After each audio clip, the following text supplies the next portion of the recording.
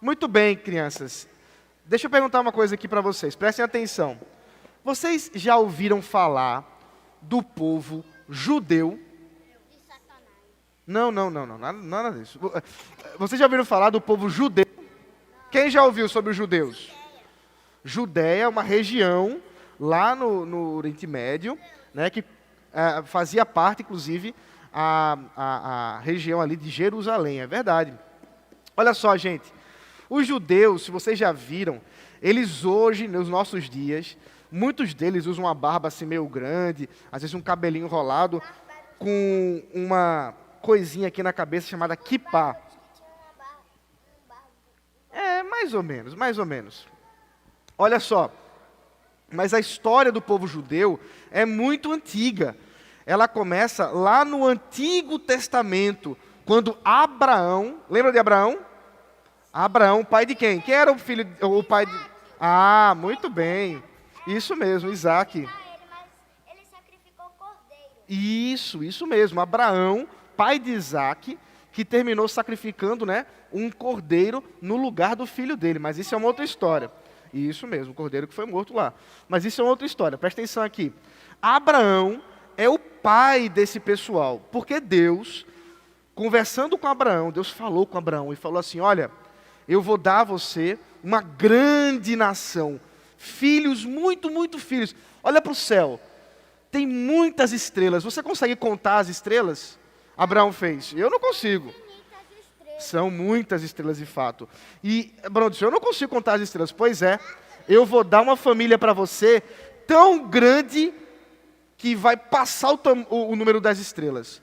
Abraão ficou admirado e ele creu no que o Senhor havia... Espera um pouquinho. Ele creu no que o Senhor havia prometido para ele. Então o povo de Deus, o povo de filhos de Abraão, o povo judeu, o povo de Israel, eram os filhos da promessa, porque Deus havia feito um pacto com Abraão. Pacto é um acordo. Ele combinou com Abraão o seguinte: olha, eu vou te abençoar,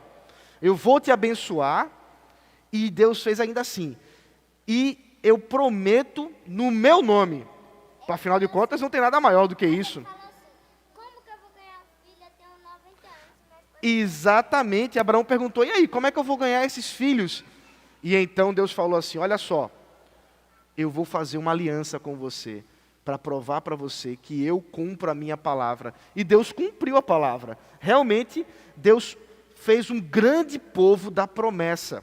E esse povo da promessa, eles eram filhos de Abraão, porque todo mundo tinha alguma a herança aí genealógica. Na árvore genealógica aparecia os filhos de Abraão.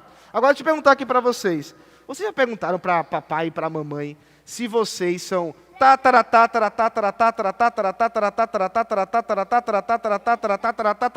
netos de Abraão? Alguém aqui é? Eu não sou, tenho que confessar. Eu acho que eu não tenho nenhuma ascendência judaica. Mas não precisa. Olha só que legal. O apóstolo Paulo, escrevendo aos Romanos, ele disse assim: olha, sabe o que é mais importante do que ser filho de sangue de Abraão? Ou neto? Sabe o que é mais importante que isso? É ser um filho pela fé. Um filho espiritual. Alguma coisa que diz respeito à promessa, mais do que apenas uma promessa de ser filho físico, filho de sangue, mas um filho adotivo. Presta atenção aqui, ó. Um filho que que tem o mesmo sangue, é verdade. Tem o mesmo sangue do meu pai? Tem o mesmo sangue. Mas nós temos o sangue, olha só, mas nós somos filhos de Abraão, não por causa do sangue de Abraão, mas por causa do sangue de Jesus Cristo. Porque é pela fé que nós somos filhos de Abraão. Pela fé em Jesus. Porque Abraão creu na promessa de Deus e vocês são chamados para crer na mesma promessa que Abraão acreditou. Sabe qual é a promessa? Que Deus tem um povo e Ele ama esse povo para sempre. Vocês acreditam nisso? Que Deus ama seu povo para sempre? Ou Deus pode mudar de ideia, deixar de amar? Deus pode deixar de amar? Não. Deus ama o seu povo e vai amar para sempre. Deus não muda de ideia. Ele ama os seus filhos e Ele demonstrou esse amor quando Ele enviou quem? O seu próprio filho para morrer em nosso lugar. Verdade, fala. Eu aprendi na sexta Uhum. com meu avô que 3 estrelas juntas são chamadas Maria. Ah, sim, é verdade, tem as estrelas mesmo. Mas olha só, presta bem atenção aqui. Presta bem atenção no que eu vou falar para vocês. Que bênção é que a gente não precisa ser filho de Abraão para que Deus nos ame. Porque a gente pode ser filho espiritual. Ninguém aqui precisa virar judeu. A gente só precisa amar Jesus. Judeu é o filho de Abraão, que eu tinha falado antes. Também. O povo de Abraão, isso mesmo. O povo de Abraão são os judeus. Nós não pertencemos a esse povo naturalmente, mas nós nos tornamos esse povo espiritualmente, porque cremos e amamos a mesma promessa e o mesmo Deus que falou com Abraão e que hoje fala com a gente. Deus fala com a gente hoje, gente? Sim? Ele Sim? fala com a gente todos os dias. Fala pra sempre. pela palavra. Olha aqui, ó, deixa eu mostrar para vocês por onde Deus fala. Ó. Por aqui, ó, pela sua palavra, a Bíblia Sagrada. Isso mesmo, a Bíblia é a palavra de Deus. Então, nós somos filhos de Abraão, filhos de Deus, por causa de Jesus Cristo, que é o nosso irmão mais velho, Salvador o nosso Salvador. Isso mesmo. é o nosso irmão mais velho. Também. Vamos fechar os olhos agora e vamos orar, agradecendo por essa promessa tão maravilhosa que se cumpriu. Fecha os olhinhos agora. Todo mundo, fecha os olhos, fecha os olhos. Não precisa fechar os olhos dos outros, você fecha os seus próprios olhos. Né? Vamos fechar os olhos agora. Todo mundo, fecha os olhos. Obrigado, Senhor, pelos filhos da aliança, porque o Senhor nos dá a alegria e o privilégio de criá-los nos teus caminhos. Abençoa, Senhor, esses pequenos, para que entendam como é bom crer na promessa e como é bom confiar em Ti, Senhor, mediante a Tua graça e a Tua misericórdia. Em nome de Jesus Cristo. Amém. Amém. Agora, vocês podem ir para a salinha aqui atrás, devagarzinho, sem pressa. Todo mundo chega lá. Pode ir lá, bonitão. Isso, todo mundo.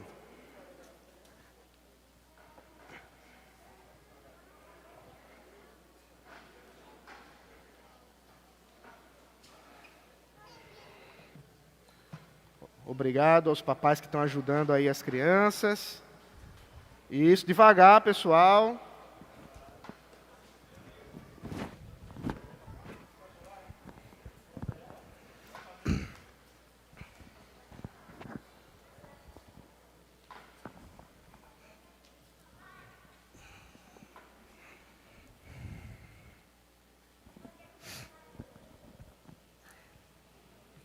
Muito bem, meus irmãos, vamos abrir a Escritura em Romanos, capítulo 2.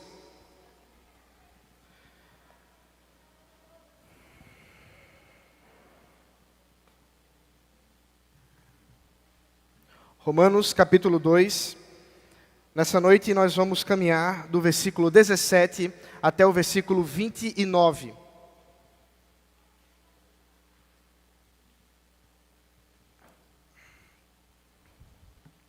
Romanos capítulo 2, versículo 17 até o 29. Assim diz o Senhor: mas se você diz que é judeu, confia na lei e se gloria em Deus, se você conhece a vontade de Deus e aprova as coisas excelentes, sendo instruído na lei, se você está convencido de que é guia dos cegos, luz dos que se encontram em trevas, instrutor de insensatos, mestre de crianças, tendo na lei a forma da sabedoria e da verdade, você, pois, que ensina aos outros, não ensina a si mesmo. Você que prega que não se deve roubar, rouba? Você que diz que não se deve cometer adultério, adultera? Você que detesta ídolos, rouba os templos? Você que se gloria na lei, desonra Deus pela transgressão da lei? Pois como está escrito, o nome de Deus é blasfemado entre os gentios por causa de vocês. A circuncisão tem valor se você pratica a lei. Mas se você é transgressor da lei, a sua circuncisão já se tornou incircuncisão. Portanto, se a circuncisão observa os preceitos da lei, não será essa incircuncisão considerada como circuncisão? E se aquele que é incircunciso por natureza cumpre a lei, certamente ele julgará você que, embora tenha a letra da lei e a circuncisão, é transgressor da lei. Porque não é judeu quem é apenas exteriormente, nem é circuncisão aqui somente na carne.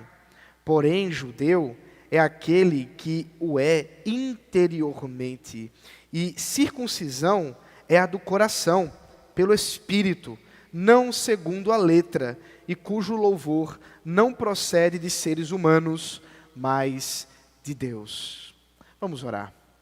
Senhor, fala conosco, Pai. Fala com o teu povo, com os teus servos. Ensina-nos, ó Deus, a tua palavra. Revela-nos nessa noite, ó Pai, aquilo que o Senhor tem revelado à tua igreja no decorrer dos séculos. E agora entregas também a nós, por meio, Senhor, da tua Escritura. Que teu Espírito Santo alcance os nossos corações, mediante a tua graça, em nome de Jesus. Amém. Meus irmãos, nós vivemos dias curiosos da igreja evangélica. Eu acho que vocês já devem ter visto um certo movimento crescente que em tempos anteriores até já esteve mais forte, mas que ainda tem a sua força no meio da igreja evangélica. Eles são chamados de cristãos judaizantes, poderíamos dizer assim. Cristãos que procuram, ainda em nossos dias, elementos judaicos para o culto. Então, eu me lembro, já coisa de 20 anos que já passaram, quando estava numa igreja a qual pertencia na época, e me lembro como se fosse hoje, da janela da igreja, eu vi chegar um ônibus. Ele vinha de São José dos Campos. E esse ônibus parou e de repente começou a descer uma série de pessoas, algumas com quipá, os homens com uma quipá, não sei se os irmãos sabem o que é isso, mas é uma espécie de cuia aqui no cucuruco, que coloca aqui na nuca, né? Alguns com a quipá, outros com umas cordas que saíam pela calça, outros com um manto, e eu via na mão de alguns deles um chifre longo, não era um berrante, era um chofar. Eu nunca tinha visto aquilo na minha vida. Mas então aquelas pessoas chegaram, eles faziam parte de uma banda que iria tocar no culto naquela noite. E então fizeram lá a sua apresentação e explicaram por que estavam vestindo assim, porque entendiam, vejam só, que havia uma continuidade entre o povo judeu e os cristãos, e portanto os cristãos deveriam continuar a usar aquelas expressões culturais do povo judeu. Há coisas piores que essas, é bem verdade. Igrejas que guardam o sábado, igrejas que guardam dias especiais, festas judaicas, e até aquela seita que ultimamente fez um templo, que eles chamam de Templo de Salomão, mas não é nem de Salomão, nem é o de Herodes, e muito menos de Deus. Esses são os dias que nós vivemos. E nós estamos inseridos, olhando para essas questões e nos perguntando, afinal de contas, será que nós precisamos voltar, sermos judeus para depois sermos cristãos? Algumas pessoas têm o seu sonho maior da vida, visitar Israel. Porque ali é terra santa, né? E há aqueles ainda que vão lá no Muro das Lamentações, né, fazem todo suas ações místicas e, pasmem, há aqueles que ainda procuram ser batizados lá no Rio Jordão, que ao que parece o batismo não valeu até hoje, tem que ser batizado lá no Rio Jordão, porque senão não valeu. E tem ainda todo o misticismo envolvendo isso, traz a areia de lá, traz a água de cá, enfim. Tudo isso aponta para um problema, há uma pergunta fundamental que precisa ser respondida. Afinal de contas, quem é o verdadeiro Israel de Deus? Será que de fato Deus tem um povo que ele chama de judeus, Israel, que são chamados de judeus, que é o povo de Israel, e nós somos um povo menor que precisa se submeter a esse povo? Ou talvez, de fato, Deus tenha dois povos completamente distintos, com modos completamente distintos de serem redimidos e salvos. Essa noite nós vamos ver que o apóstolo Paulo confronta o orgulho dos judeus. Confronta aqueles que pensavam que por serem judeus, por terem a marca da circuncisão, estariam livres da ira de Deus e poderiam proceder como quer que fosse, simplesmente porque eram judeus. E vamos finalmente poder compreender, se Deus assim permitir, quem é o verdadeiro Israel de Deus. Primeiramente, no versículo 17 ao 20, nós vamos ver os privilégios que o apóstolo Paulo aponta para os judeus ao conhecerem da verdade. Veja o texto. Mas se você diz que é judeu, confia na lei e se gloria em Deus. Observe, Paulo não está sendo irônico aqui, meus irmãos.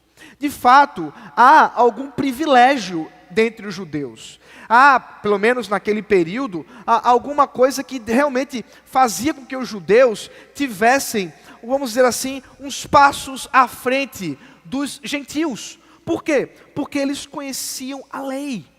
Porque eles tinham a própria lei. E por isso ter um sobrenome, como literalmente Paulo diz, judaico, detinha alguma importância de fato. Aqueles que tinham uma ascendência judaica, que poderiam apontar na sua árvore genealógica, até que finalmente encontrassem o pai Abraão, eles pertenciam a uma cultura, eles pertenciam a uma nação, a um povo, que de uma certa forma sempre esteve alinhado com a lei, com a palavra de Deus. E portanto, descansar nessas verdades não era alguma coisa ruim em si mesma. Mas Paulo vai mostrar que esse descanso se torna inútil. Essa confiança na lei, apenas por ter um sobrenome judaico, se tornava uma tolice, quando não havia uma coerência entre ser do povo de Deus e viver segundo o povo de Deus, ou segundo a vontade de Deus. E assim ele continua: se você conhece a vontade de Deus e aprova as coisas excelentes, sendo instruído na lei. Sim, eles viviam dentro desse contexto de instrução na lei. Muito cedo, uma criança judia iniciava os seus ensinamentos dentro da lei do Senhor. Boa parte dos judeus tinham grandes porções do Antigo Testamento memorizadas. Havia certas tradições que faziam com que eles lembrassem de textos, né? No próprio culto sinagogal, as leituras da lei, as leituras dos profetas, as leituras dos escritos, como está dividido a Tanar, que é o Antigo Testamento dos judeus. essas leituras faziam com que o povo fosse internalizando os escritos da palavra, internalizando e conhecendo a palavra de Deus, sendo instruídos nos caminhos do Senhor. Muito cedo, por participarem das sinagogas, as crianças conheciam essas porções.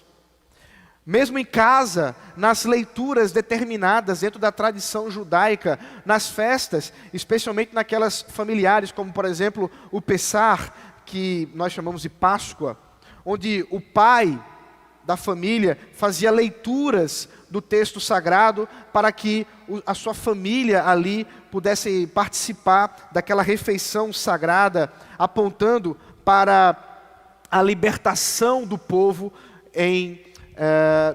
do Mar Morto e do Egito, do Mar Vermelho, desculpe, e o Egito. Portanto, um bom judeu, ele tinha realmente conhecimento da lei. Ele realmente conhecia da palavra. O problema é se havia coerência com isso. E Paulo mostra que Deus havia dado, dentro dessa estrutura belíssima de adoração, de ensino da lei, ao povo judeu uma missão. E a missão do povo, a missão do servo de Deus, do servo de Yahvé, era ser luz para as nações. Veja o texto, versículo 19. Se você está convencido que é guia dos cegos, luz do que se encontra em trevas, instrutor de sensatos, mestre de crianças, tendo na lei a forma da sabedoria e da verdade.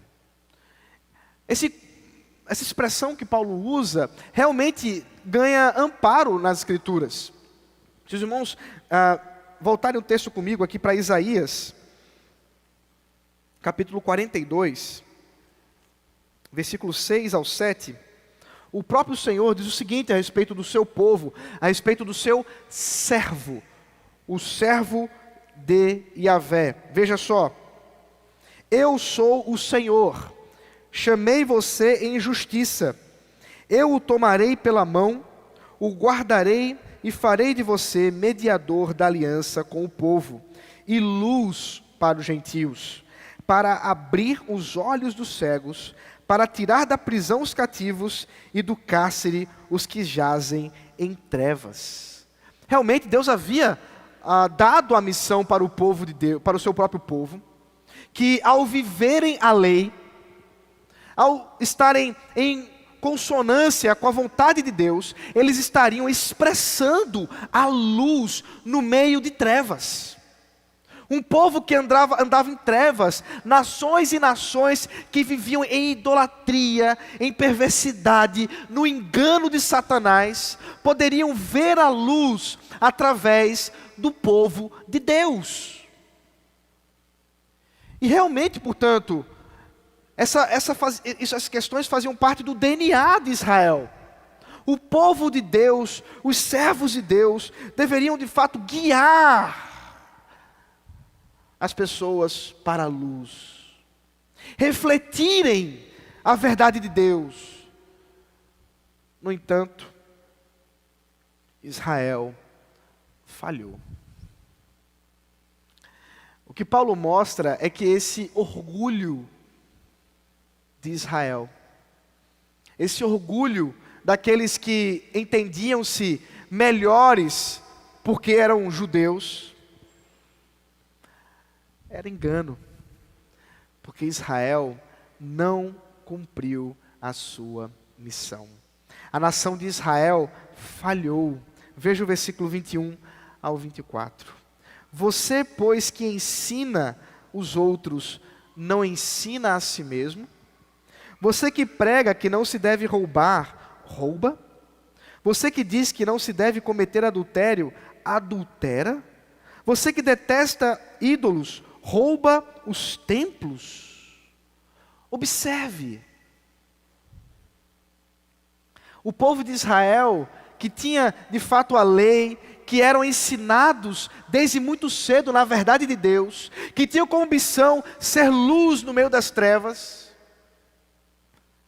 eles mesmos se tornaram trevas diante daquilo que anunciavam e pregavam.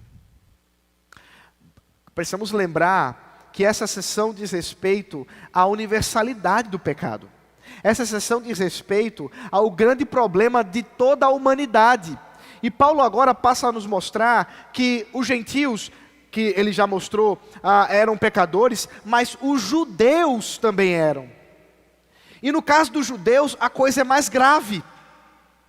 Porque eles, mesmo sendo criados no meio do povo da aliança, mesmo sendo criados dentro da promessa, do pacto, como eu disse às crianças, esse pacto que Deus fez com Abraão, sinalizado, simbolizado pela circuncisão, mesmo assim, eles cometiam torpeza, pecado, da mesma forma que os gentios. Na verdade, pior, porque agora havia um elemento da hipocrisia, havia um elemento de você dizer uma coisa e fazer o completo oposto. Paulo nos mostra que o povo de Israel, querendo ensinar, foi um péssimo aluno. É claro que nem todo o judeu, e essa generalização de Paulo é apenas para mostrar o ponto da pecaminosidade, mas é claro que nem todo judeu era ladrão, nem todo judeu era um adúltero, e nem todo judeu roubava templos pagãos. Mas o que Paulo quer nos mostrar é que nesses 3 exemplos de pecados que saltam os olhos, de pecados que tem a ver com, muitas vezes, a própria ganância, a cobiça, observe, porque no caso do roubo, envolve cobiçar aquilo que não é seu. No caso do adultério, é cobiçar a mulher ou o homem que não é seu. E no caso de roubar templos, é você pegar ídolos e usar, seja lá como é que eles estavam fazendo isso, usar esses ídolos roubados dos templos para você ganhar dinheiro. Israel falhou. A missão não foi cumprida. Aquilo que ensinavam, eles mesmos caíram. O orgulho de conhecer essa lei não valeu absolutamente de nada. Muito pelo contrário, lhe serviu de vergonha e pior, de desonra ao próprio Deus. Veja o final, versículo 23 e 24, final dessa sessão. Você que se gloria na lei, desonra a Deus pela transgressão da lei? Pois como está escrito, o nome de Deus é blasfemado entre os gentios por causa de vocês. Olha a seriedade da coisa. É difícil até imaginar como que os judeus receberam as palavras de Paulo nesse instante.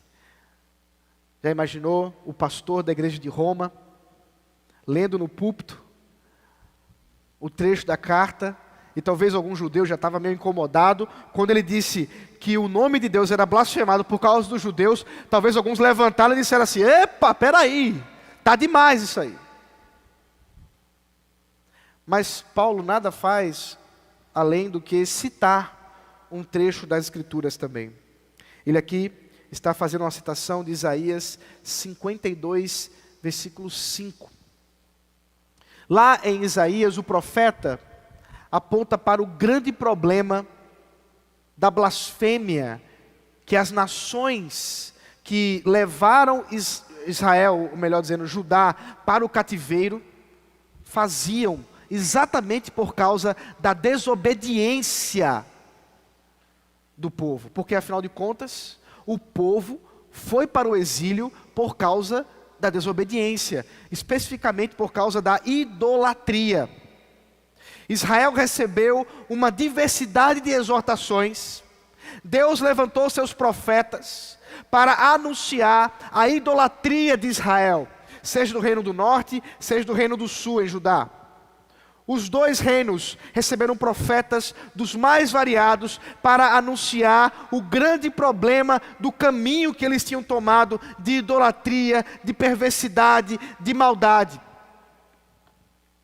mas eles não ouviram. Antes eles se voltaram para a idolatria.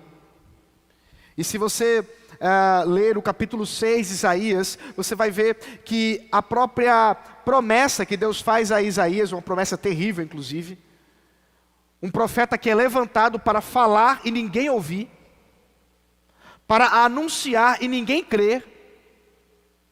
E ali é claramente um texto que aponta para o juízo de Deus por causa da idolatria do povo. E é como se Deus estivesse dizendo: eles me trocaram por ídolos mudos. Eles me trocaram por pau, pedra, metal, que não ouve, não vê, não fala, não faz nada. Por isso, eles também não ouvirão, eles também não verão, eles também sofrerão. E ele cumpre isso ao trazer um povo distante para tirar da terra, a terra que foi prometida pelo próprio Deus, esse povo desobediente, e levá-los em cativeiro para sofrer. E lá no meio desse sofrimento, eles lembrariam das palavras de Isaías, ao dizer que o nome de Deus seria blasfemado, desonrado. A zombaria dos povos da terra, ao dizer: esses são aqueles que adoram a Yahvé. Olha só o que acontece com eles. E o nome de Deus servir de zombaria. Paulo, portanto, lembra essa história para mostrar o problema do povo, do judeu, em seu próprio tempo. Ali estava também um povo que estava sob o juízo, sob a mão forte e terrível do Império Romano. Outras rebeliões já haviam acontecido. Eu daqui a pouco vou mencionar uma. Mas o povo judeu ainda lembrava dos problemas que haviam acontecido recentemente. E, portanto, isso inflamava o seu coração, ao mostrar que, de fato, Deus tem derramado o seu juízo contra o povo incrédulo, que se diz pertencer a Ele, mas que não vive isso, que não vive essa verdade.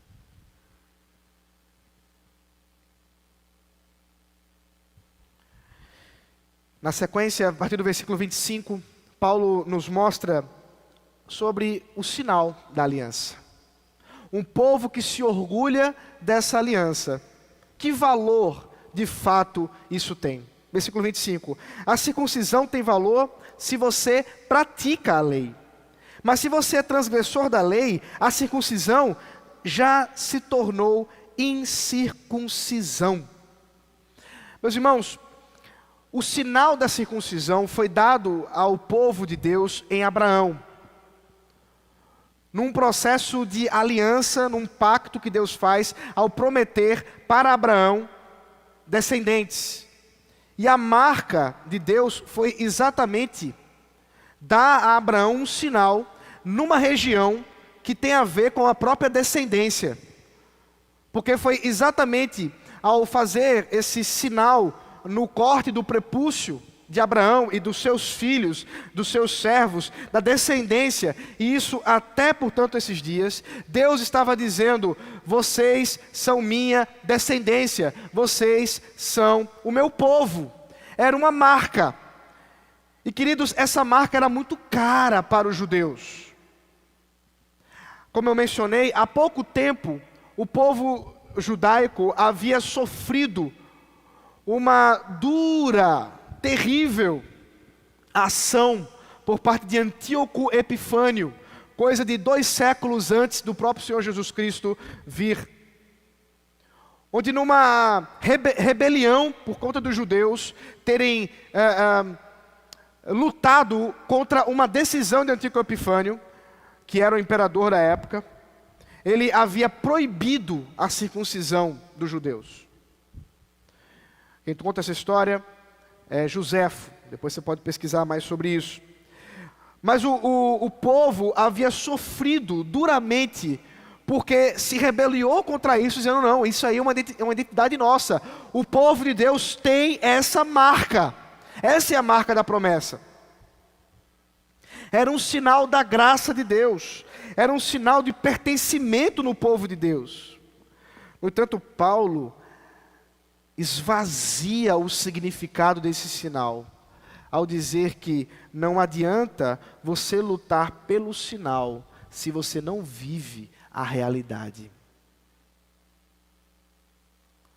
Veja que Paulo, portanto, nos ensina verdades muito importantes para nós, a respeito daquilo que o próprio Deus requer do seu povo.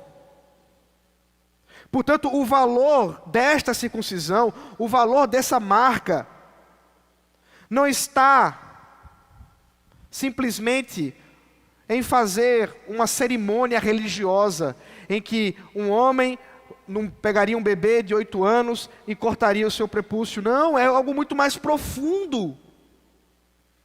Algo que envolve intimidade e relacionamento com Deus.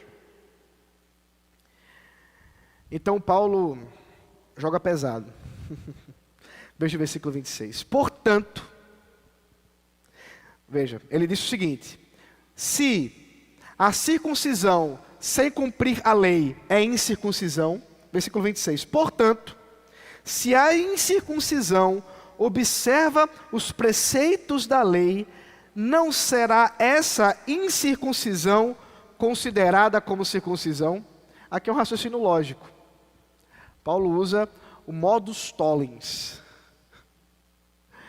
Ele diz o seguinte, olha, se a circuncisão transforma-se em incircuncisão porque não há cumprimento da lei, será que ao cumprir a lei, uma pessoa que não tem essa circuncisão não tornaria-se circuncidado? A resposta é óbvia. Sim. Deus está falando, ou melhor dizendo, Paulo está falando a respeito de nós. Nós somos esse povo que não temos essa circuncisão. Nós somos esse povo que não participamos dessa cerimônia, desse rito religioso. Mas, se em Cristo a lei foi cumprida ao nosso respeito, então somos circuncidados. Paulo está falando de uma doutrina linda, dizendo o seguinte: Deus não tem dois povos. Deus não tem dois meios de salvação. Deus tem um só povo. E são aqueles que pela fé creem na promessa. Aquilo que ele vai desenvolver muito mais ainda nessa carta, mas aqui ele já nos dá como uma espécie de alívio no meio de tanto pecado, tanta doutrina do pecado. Paulo está dizendo assim: mas aqueles que em Cristo cumprem a lei, estes recebem a marca da promessa, recebem a marca da aliança. Esses são filhos de Deus, não por uma questão física, não por mãos humanas, mas pelo poder do Espírito Santo de Deus. Veja o versículo 27. E se aquele que é incircunciso por natureza cumpre a lei, certamente ele julgará você, que embora tenha a lei e a circuncisão é transgressor. Sim, de fato, nós que cremos no Messias, no verdadeiro Messias, nós que cremos na salvação em Cristo Jesus, julgamos não somente os judeus, mas julgamos o mundo todo, ao anunciar dizendo: creiam em Cristo, senão vocês vão para o inferno. Não há outro meio de salvação, só Jesus salva. Como eu já disse para vocês, o Evangelho é uma notícia que é boa e má. É boa e tem cheiro de vida para aqueles que creem. e é terrível para aqueles que não creem. Portanto, o valor da incircuncisão está exatamente no cumprimento da lei. O valor que é em Cristo. Somente em Cristo. Aqueles que estão em Cristo pertencem ao povo de Deus de forma genuína. Por quê? Aí Paulo conclui o seu raciocínio no versículo 28 e 29 a nos dizer, responder finalmente a pergunta: quem é o verdadeiro povo de Israel, ou Israel de Deus? Quem é o verdadeiro judeu? Quem é esse verdadeiro judeu? Versículo 28 ao 29. Porque não é judeu quem o é apenas exteriormente, nem é circuncisão aqui somente na carne.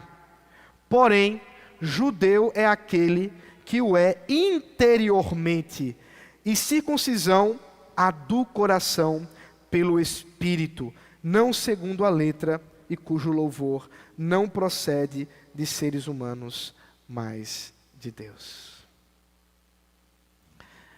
Que maravilha, meus irmãos. O que Paulo está nos dizendo é que ser judeu não tem absolutamente nada a ver com uma questão consanguínea. Não tem a ver com árvore genealógica. Tem a ver com a ação do Espírito Santo de Deus. Ele está aqui antecipando a doutrina da justificação, que ele vai tratar com muito mais detalhes à frente. Mas é necessário que nós sejamos lembrados que se Israel falhou na sua missão, a missão de ser luz para as nações, Jesus não falhou. Jesus é o verdadeiro Israel. Jesus é o verdadeiro servo de Yahvé. Ele é o servo que cumpriu a lei completamente. Ele é o servo fiel. Ele sim é a luz para as nações. Ele sim é o farol que ilumina a noite. Ele é a ponte sobre as águas.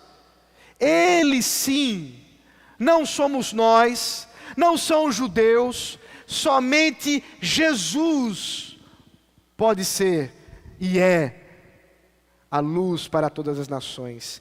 E é a luz que ilumina os homens. O Evangelho de João nos mostra isso com clareza. Ao nos falar de um povo que estava em trevas, mas a luz veio. Jesus é o único meio para que alguém possa pertencer ao povo de Deus. Por isso, a questão não é externa. Por isso a questão não é uma circuncisão externa. Ele vai tratar isso, o próprio apóstolo Paulo vai tratar isso em outras cartas. Por exemplo, na segunda carta de Paulo aos Coríntios, capítulo 3, versículos 6 ao 8, Paulo trata mais uma vez sobre esse tema, de uma outra forma, com expressões um pouco diferentes, mas parecido. Inclusive é um texto que é muito mal interpretado, já ouvi isso várias vezes. Olha só, viu? A letra mata e o espírito vivifica. Vamos parar de estudar, porque o que é bom mesmo é a piedade, é a vida, é não sei o quê. Essa dicotomia não faz absolutamente nenhum sentido. Nenhum. Jamais, jamais, meus irmãos, estudar a palavra de Deus será algo ruim. Jamais, jamais, jamais, jamais. Entenda de uma vez por todas. Amar as Escrituras, se dedicar a ela, estudar a palavra de Deus, é um ato de piedade e o ato maior de piedade que alguém pode fazer.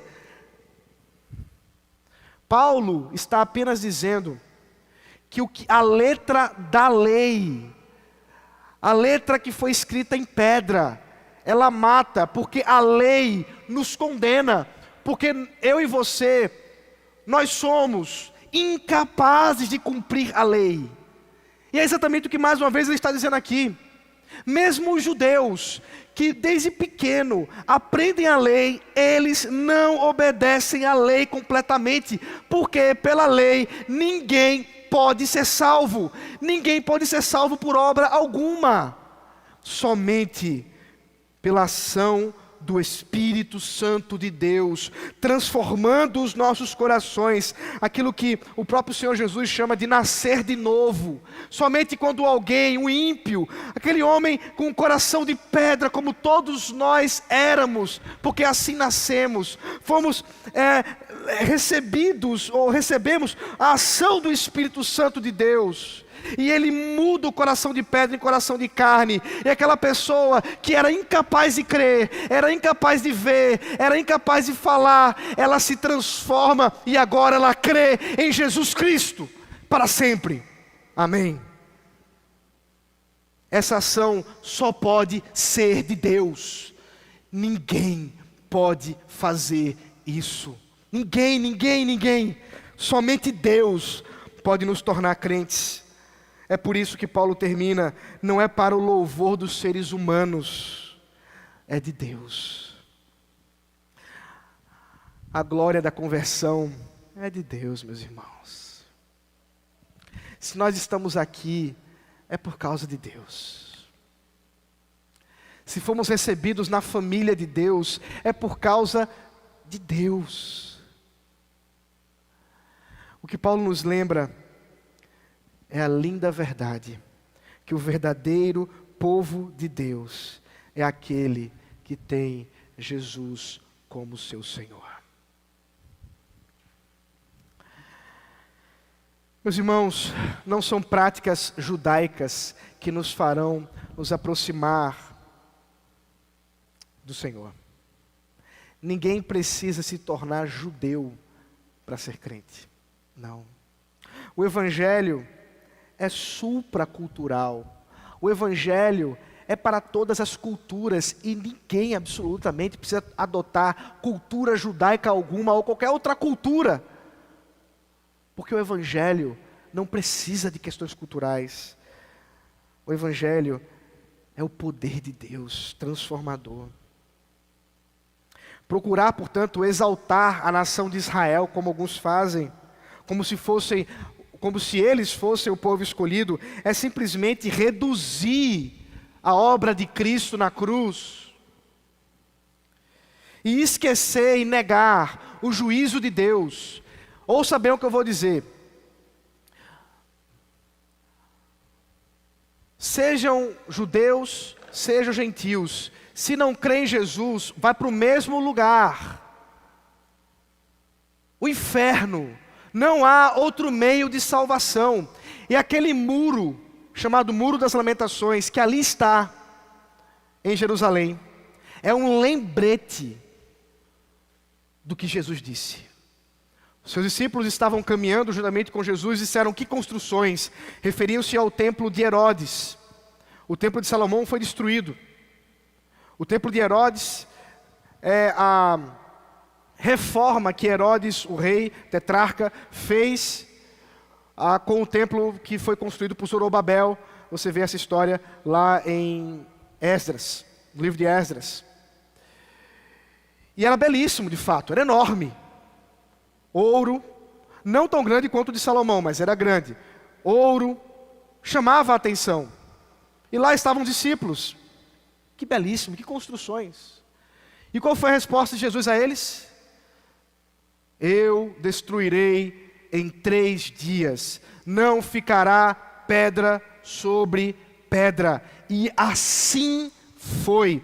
Aquele muro que não pertence ao templo, pertencia à parte externa do templo, é um lembrete de que Jesus cumpriu sua palavra.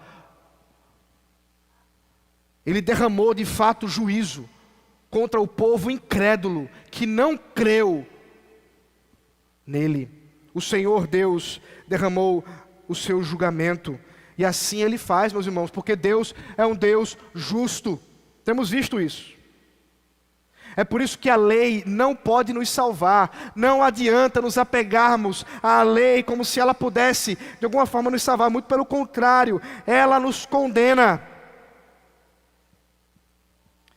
Há apenas 2 tipos de religião no mundo. 2 tipos. A religião das obras, que corresponde a todas as religiões, com exceção de uma, que diz o seguinte: Se você fizer certo, vai dar tudo certo. E a religião da graça, a religião em Jesus Cristo que diz: ninguém pode fazer o que é certo. Por isso Deus enviou seu Filho para fazer por nós o que não podíamos fazer, e morreu naquela cruz, pagando em nosso favor os nossos pecados, a ira que era contra nós, para que pudéssemos agora ser chamados filhos de Deus para todo o sempre. E é por isso que não há mais circuncisão. O sinal foi trocado. Há apenas 2 sinais que a igreja hoje usa para apontar para essa obra da graça de Jesus Cristo. O sinal do batismo, que é exatamente apontando para esse lavar regenerador do Espírito Santo, e o sinal da ceia, da mesa do Senhor. Cantamos há pouco. Os crentes continuam a se alimentar de Cristo através da ceia, porque declaram o evangelho do sacrifício do Cordeiro de Deus.